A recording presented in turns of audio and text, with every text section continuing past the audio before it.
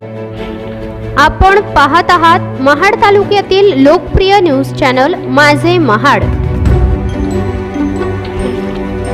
आता बघायला गेल्यानंतर तर नगर परिषदेच्या शाळा हे कुठे ना कुठेतरी कमकुवत होत चाललेलं रंग देखील नाही येत आहे ना।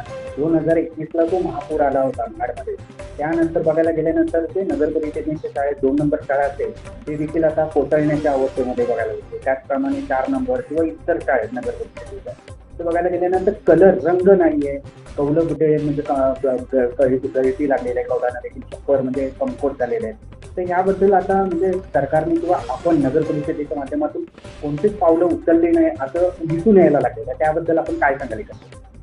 एकंदरीत नगरपालिकेच्या शाळेची तुम्ही जी अवस्था प्रकट केलेली आहे त्या अनुषंगाने आम्ही 50 लाख हे अंदाजपत्रकीय रक्कम निश्चित केलेली आहे। त्याच्यामध्ये रंगरंगोटी तसेच जे तुम्ही आता सांगितलं कौलांची जे कामं राहिले ते कौले बदलून आणि कौले बदलणार आहेत, तसेच आतील जे फळे वगैरे पण काही ठिकाणी हे झालेले आहेत नागरिक, तर ते पण दुरुस्तीचं हे केलेलं आहे। 1-1.5 महिना ह्याला प्रोसिजरला लागेल, त्याच्यानंतर वर्क ऑर्डर होऊन काम सुरू होईल। 2021ला महापूर आला, त्याच्यानंतर इतके वर्ष लागतात त्या टेंडरला। त्या दरम्यान आपण काही तात्पुरत्या स्वरूपात डागडुजी करत होतो, जेव्हा पावसाळ्याच्या आधी वगैरे डागडुजी करत होतो, तो नफा फंडामधून करत होतो।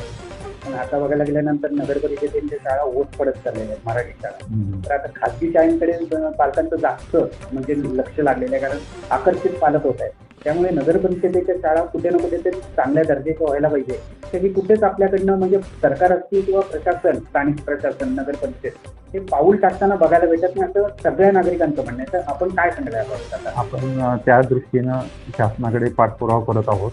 नगरपालिकेच्या शाळेच्या इमारतीचा पण प्रश्न हाती घेण्यात येत आहे, त्याशिवाय त्याच्यामध्ये जे आधुनिकता आणण्याचा पण प्रयत्न केला जाईल नगरपालिकेकडून। तर या कामाला कधीपासून सुरुवात होणार? आता ह्या कामाला आता मी सांगितल्याप्रमाणे 1-1.5 महिन्यामध्ये सुरुवात होईल। धन्यवाद। मंडळी, माझ्या मनामध्ये एक प्रश्न निर्माण झालेला आहे। अनेक नेते मंडळी असतील किंवा सरकारी कर्मचारी असतील, ह्यांची मुलं खाजगी शाळेमध्ये जाऊन शिक्षण का घेतात? का सरकारी मराठी शाळेतील शिक्षण घेत नाहीत किंवा सरकारी रुग्णालयामध्ये उपचार घेत नाहीत? हा महत्वाचा प्रश्न निर्माण झालेला आहे मंडळी। आता मंडळी, आपल्याला प्रश्न पडलेला असेल की मी नेमके हा मुद्दा का आणतोय समोर।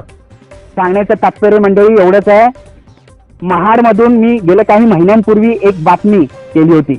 ती बातमी म्हटल्यावरती महाड शहराच्या लगत असणारी नगर परिषदेची शाळा क्रमांक 2 या शाळेची परिस्थिती दयनीय झाली होती, दयनीय झालेली आहे, कधीही कोसळू शकते। छप्पर देखील कमकुवत झालेलं आहे, मात्र सरकार किंवा प्रशासनाचं लक्षच नाहीये। महाड शहरामध्ये मोजक्याच नगर परिषदेच्या शाळेत मात्र त्या शाळेची परिस्थिती आज बघायला गेल्यानंतर साधा रंग देखील मारण्यात येत नाहीये। आणि नेते मंडळी बोलतील की आपली मराठी भाषा जपलीच पाहिजे, आपली मराठी शाळा ही राहिलाच पाहिजे। अहो, अनेक मराठी शाळा महाराष्ट्रातल्या बंद पडण्याच्या मार्गावर लागलेल्या आहे, अर्धे बंद देखील झालेले आहेत। आणि नेते मंडळी छाती ठोक बोलतात की आपली मराठी शाळा जगणारच, आपली मराठी शाळा सुरूच राहणार। कशावरनं?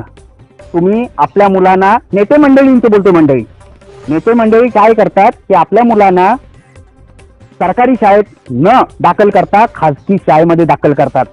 का? सरकारी शाळेमध्ये शिक्षण चांगलं मिळत नाहीये, सरकारी शाळेमध्ये सुविधा नाहीयेत,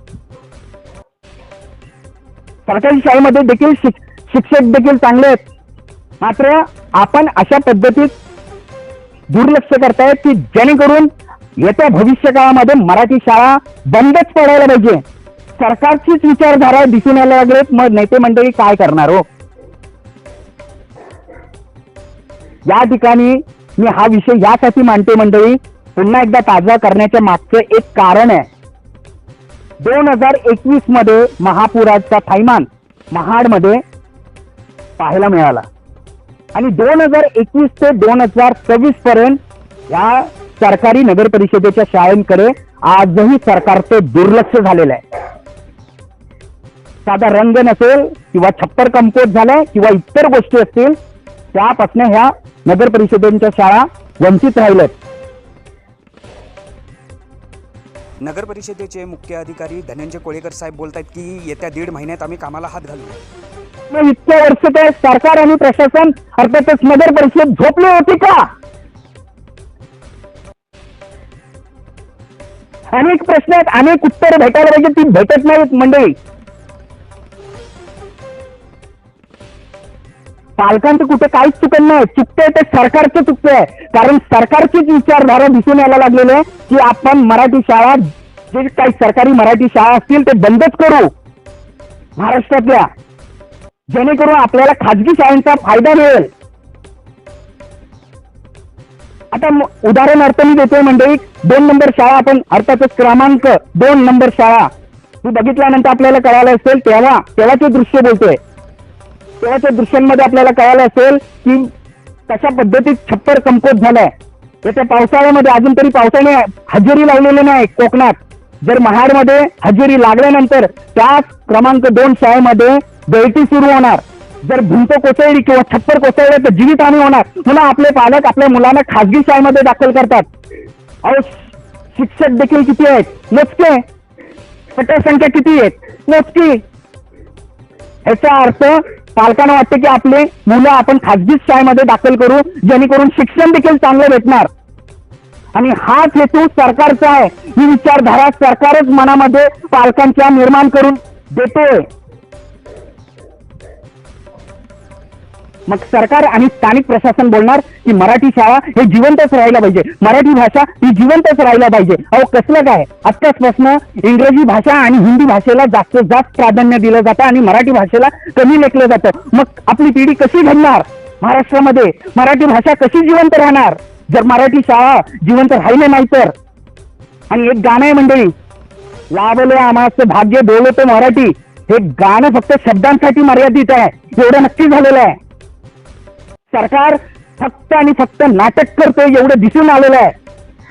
मी एकच मंडळी बोलेल आता महाडच्या पालकांना की आता आपल्याला बरं वाटतंय की आपल्या मुलांना आपण खाजगी शाळेमध्ये दाखल करतोय आणि त्या ठिकाणी चांगलं शिक्षण भेटतंय, सुविधा चांगल्या भेटत आहेत. मात्र येत्या काळामध्ये आता जो दर आकारला जातो वर्षाचा, तो दर येणाऱ्या काळामध्ये ज्यावेळी भविष्यात मराठी शाळा नष्ट होतील त्यावेळी आपल्याला तो दर आपल्या खिशाला कातर मारणार असेल, एवढं नक्की.